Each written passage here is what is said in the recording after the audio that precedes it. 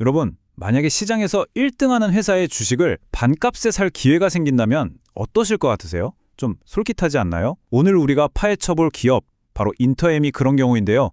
시장을 거의 독점하고 있는데도 주가는 너무나도 이상할 만큼 싸게 거래되고 있습니다. 지금부터 그 속사정을 한번 들여다보겠습니다. 네, 바로 이 질문이 인터엠 투자의 핵심입니다. 자기 분야에서 압도적인 1등인데 왜 시장에서는 죗값의 절반밖에 쳐주지 않는 걸까요? 정말 이상하죠? 자, 지금부터 그 이유를 하나씩 파헤쳐보겠습니다. 오늘 분석은 이렇게 5단계로 진행됩니다.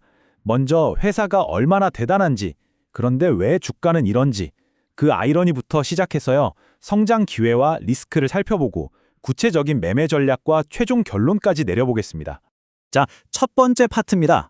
인터엠이 과연 얼마나 강력한 시장 지배력을 가졌는지 그 실체부터 한번 확인해 보시죠. 이 60%라는 숫자 정말 엄청나지 않습니까? 우리나라의 학교, 관공서, 지하철 같은 공공장소에 설치된 방송 시스템의 10개 중 6개가 인터엠 제품이라는 뜻입니다. 이건 뭐 거의 독점이라고 봐야죠. 이런 압도적인 점유율은요, 그냥 숫자가 아니라 경제적 해자라고 불리는 아주 강력한 방어벽이 됩니다. 수십 년 동안 공공기관하고 거래하면서 쌓아온 신뢰, 그리고 전국에 깔린 서비스망, 이건 뭐 돈만 있다고 해서 아무나 따라할 수 있는 게 아니거든요. 물론 매출의 가장 큰 부분은 핵심 사업인 산업용 음향에서 나오지만요. 보시는 것처럼 영상 시스템이나 또 돈이 되는 철도 사업 쪽으로도 꾸준히 사업을 넓히면서 새로운 먹거리를 찾고 있습니다. 자, 그럼 이렇게 잘 나가는 회사의 미래는 어떨까요? 앞으로 주가를 끌어올릴 만한 좋은 소식은 없는지 그 기회 요인들을 한번 살펴보겠습니다. 성장 동력은 크게 4가지로 볼 수 있습니다. 먼저 재난방송이나 스마트시티 같은 새로운 정책 덕분에 수요가 늘고 있고요. 해외, 특히 터키 같은 곳에서 철도 사업을 따낸 경험도 있습니다. 그리고 가장 중요한 거, 드디어 적자에서 벗어나 흑자로 돌아섰고 최근에는 자사주 매입, 소각까지 결정하면서 주주들을 챙기는 모습도 보여주고 있죠. 그리고 이 숫자들이 바로 그 증거입니다. PBR이 0.5배라는 건 쉽게 말해서 이 회사가 가진 순자산 가치의 딱 절반 가격의 주식이 거래되고 있다는 뜻이에요. PER은 또 어때요? 동종업계 평균이 97배인데 여긴 고작 10배 수준입니다. 엄청나게 저평가된 거죠. 그런데 더 놀라운 건 이렇게 저평가된 상태에서 영업이익은 30% 넘게 팍팍 성장하고 있다는 점이에요. 정말 흥미롭지 않나요? 아니, 이렇게 좋은 점이 많은데 도대체 왜, 무엇 때문에 주가가 이렇게 빌빌거리는 걸까요? 자, 이제부터 가장 중요하고 또 가장 결정적인 리스크 요인을 짚어보겠습니다. 네, 주가의 발목을 잡는 가장 큰 원인은 바로 이겁니다. 70억 원 규모의 전환사채. 이게 뭐냐면 나중에 주식으로 바뀔 수 있는 잠재적인 폭탄이라고 보시면 됩니다. 이걸 주식시장에서는 오버행 이슈라고 부르는데요. 투자자들이 저것 때문에 주가가 좀 올라도 누가 바로 팔아버려서 다시 떨어지겠구나 하는 걱정 때문에 섣불리 주식을 사지 못하게 만드는 거죠. 주가 위에 거대한 매물벽이 하나 서 있는 셈입니다.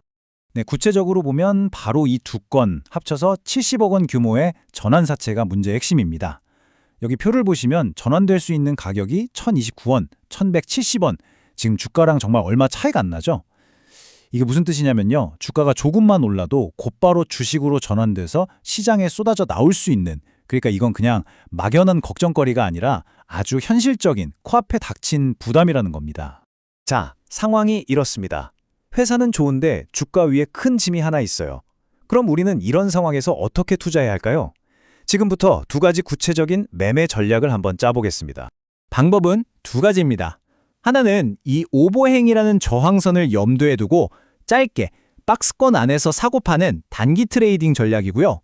다른 하나는 이런 리스크는 결국 회사의 펀더멘털이 이겨낼 거야 라고 믿고 오히려 주가가 쌀 때 차분히 모아가는 장기 가치 투자 전략입니다. 저기 그 구체적인 가격대를 제시해 드립니다. 단기 트레이딩의 경우 980원에서 1010원 사이에 사서 1200원 근처에서 파는 전략이죠. 손절 라인은 짧게 잡고요. 반면에 장기 투자는 더 낮은 900원대 초반에서 매수해서 나중에 오버행이 해소되면 1,400원 이상까지 길게 보는 전략입니다. 본인의 투자 성향에 맞게 선택해야겠죠. 자, 그럼 이 모든 내용을 종합해서 최종적으로 인터엠에 대한 투자 결론을 내려보겠습니다. 이 그래프가 현재 상황을 아주 명확하게 보여줍니다. 회사의 장부상 가치, 즉 회사를 다 팔았을 때 받을 수 있는 돈이 1이라면 지금 시장에서는 그걸 0.5, 즉 반값에 팔고 있는 셈입니다.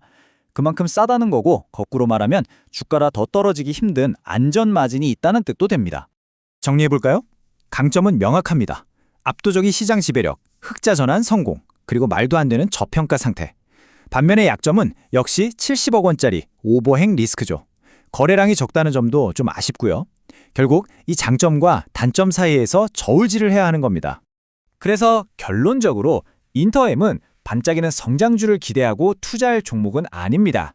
대신에 이제 최악은 지났고 바닥에서부터 서서히 좋아지는 회사구나 하는 관점으로 접근해야 합니다. 투자 의견은 매수가 맞지만 서두르지 말고 주가가 조정을 받을 때마다 조금씩 사모으는 인내심이 필요한 투자입니다.